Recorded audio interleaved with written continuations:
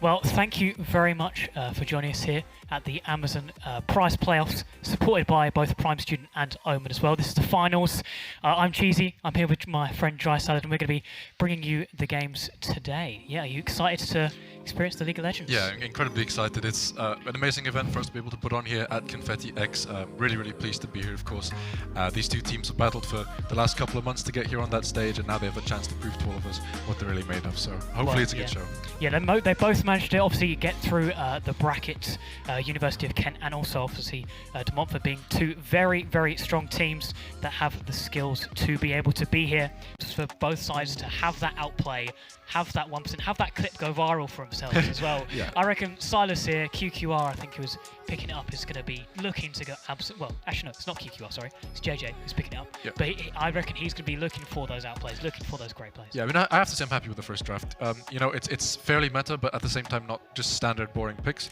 The one pick I'm slightly disappointed with, maybe the Renekton. Oh, No one ever likes seeing sin Renekton. to pick Renekton. No one ever likes seeing Renekton in a draft. You know, the champ has one purpose, and that's to win top lane. And if you don't win top lane, you sort of fall into oblivion and become... I mean, you're okay into Cassante.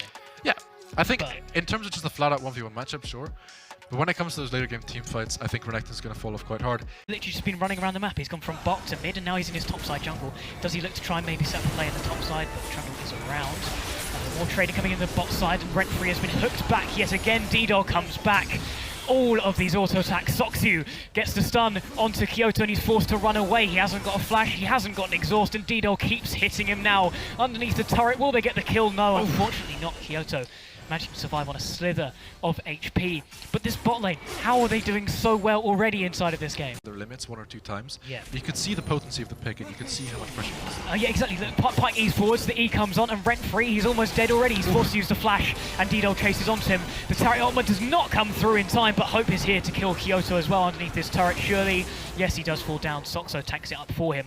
A 2-for-1. Again, Kyoto's been stunned, and he's been hooked back as well. The turret ultimate coming through, and Kyoto has actually fallen this time. Rent Free as well, and finally some kills go in the favour of DMU apart from this early game.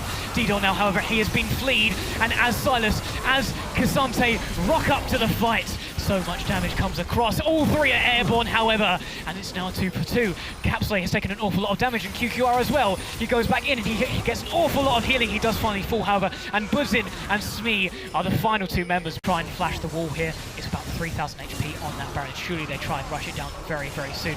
Hope that Capsley cannot get in the pit. It's taking very periodic damage. QQR is here as well. Capsley, he steals the Baron. He's inside of the pit now. He's taking an awful lot of damage, and the turret has been forced to use, but Hope, he comes over the wall. The Requiem being used as well. Kyoto falls. And a hungry champion as well. As we see some trading coming in here at the bottom lane, both sides using that Renekton ultimate. QQR is looking to try and get out with a flash in by Buzzin and takes him down. He takes the shutdown gold with him.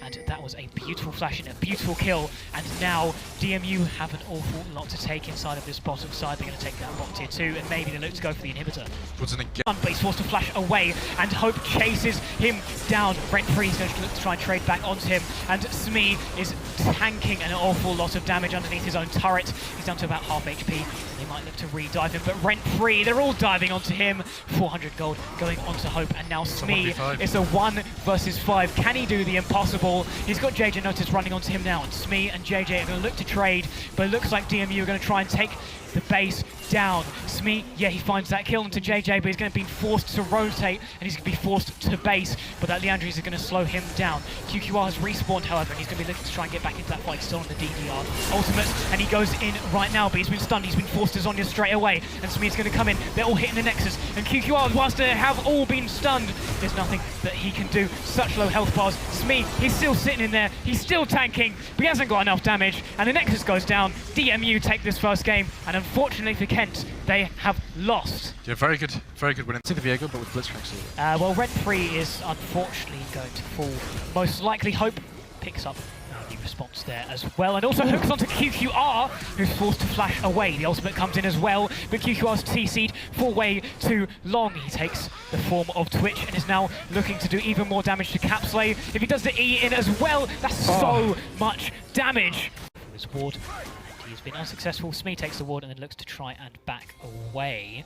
QQR is around here, however, and he might be walking into 3 members. It seems that Smee is leading the charge at the moment. Wukong is also here, and he flash taunts the Xayah. Xayah is forced to use her ult, and the feathers are pulled back.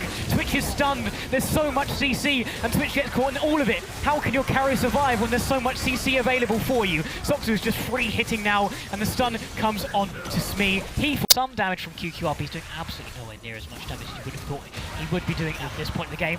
Buzzin as well just flashes straight onto that Twitch. He's analysed the fact that QQR is the only thing that's keeping Kent inside this game, and Twitch is down. QQR is no longer a part of this Kent team. The Varus ultimate as well, used to force them away. He's got no blight stacked on anybody at the moment. He's just free hitting onto Hope, and it's not going to matter because Smee falls down as well, and those are your tanky member and your carry. All you have now is Kyoto to try and clear some ways, but surely DMU, they run this down mid, they take this inhibitor turret, and they force the Drake next time they recall. Ultimate, Viego takes down that dragon, and Xayah is just free hitting. Soxu doing an awful lot of damage to this backline. He gale forces in, and Kyoto is the only one left standing. There's not much Varus can do. He's stunned now, and as Soxu does all of these auto-attacks, the feathers land on the ground. A double kill for Soxu, and the ace for DMU. They pick up the soul, they pick up the game, they take these inhibitors, they're going to hit these Nexus turrets, and they're going to look to win game 2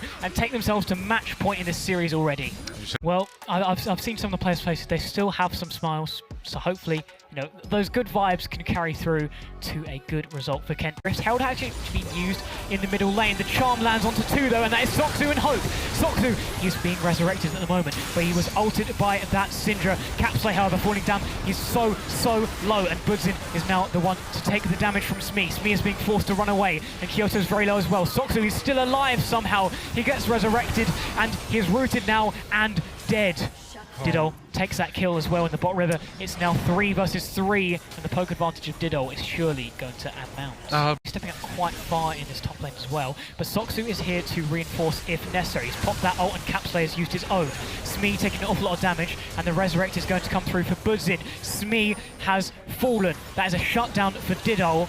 And can Kent go even further? Charm onto 3, but there's no follow-up at the moment. Hope has taken over that Furious form, uses that W, and now stunned up is Capsley. Surely he falls soon. Rent-Free has been taken down, and not a single member of DMU has fallen. They've taken down 3. They're going to take this Baron, surely, and they're going to look to take control of this game. They're taking a little bit of damage, and Hope tries to go in, but he's burned down immediately, and JJ notices as well. He's been forced into his Resurrect, and Soxu, Budzin and Diddle cannot get towards him. Flashing away is JJ notices, and Budzin is now going to be the next one to try and force against Kate's might. Smee, he walks in, he heals an awful lot from that ultimate, from killing that Camille. Twitch has taken down that Seraphine, but Smee, he is a walking giant. And unless Soxu can do an awful lot here, when this Baron gets a little bit lower, then that's not going to be the case. Rent-Free, and so much damage from Diddle, and Smee's forced to run away yet again. If that Q landed, that damage would have been way too much. JJ Notice has got the ultimate yet again as Capsley goes in. He uses that ultimate onto Soxu, and Soxu cannot escape. JJ is the only remaining member as Kent look to try and take down this Baron. Sarah nearly killed Senna 4 times in that fight. That was incredibly painful to watch. He hit just about every spell he could. Look to try and get this Ocean Soul. All 5 members are up yet again, and this is surely going to be another big fight. Budzin seems to be the only one here at the moment, but everyone's over the wall, and Diddle steals it to save from Soul Point. Budzin is now looking to try and go in, but Smee is still sitting there, and Soxu is down. Rent-Free, he gets a kill as well, so does Kyoto, and now finally Kent are showing up in game 3 when their back is against the wall. They're hitting the Nexus turrets. Hope will fall soon as well, the stopwatch as well. Nexus is hit, Nexus is down, and finally Kent show us what they're made of. And I can hear Have to just try and survive underneath this turret, but Diddle, the knock-up, and Soxu in with the ultimate as well. Surely Kyoto falls, and Hope is given that kill. None of DMU's members lose their life under that turret, and they take 2 away. Yeah, this is exactly Landing as well now onto JJ Notice, and he's also going to fall. Hope going into the backline, however, doing an awful lot of damage, but Smee is now pressuring Diddle and Soxu, forced back into his own lines, but Hope has taken so much damage, and Smee takes that shutdown for himself. Capsley running in towards Zaya and Rakan. There's only so much they can do, forced back towards their own turret, using the pillar, stunned up now, and Diddle, he's only got his Q heal to save him. 4 members of DMU fall. Kent yet again win a fight, and they're going to stop this Drake stacking. The ace actually comes out now. Rakan has been taken down by Smee. He's got 8 of the 10 kills for Kent. And that's going to be tested right now because the center ult has come through alongside the charm. JJ has taken a lot of damage and used that as Onya's instantly. Hope has been forced away with that ultimate on. Button as well, now forcing to tank everybody on Kent.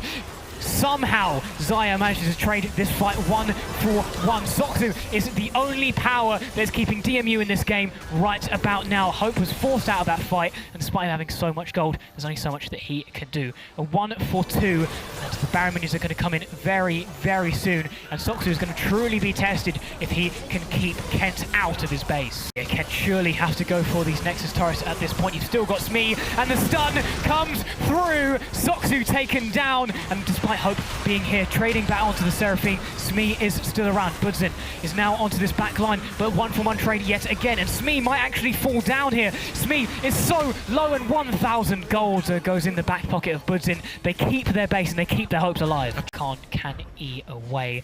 Budzin as well is also in presence, and also there's a TP by QQR in towards the base of DMU. They have not seen him, and they're all in the middle lane. Soxu trying to get back towards that base, but QQR is hitting the Nexus.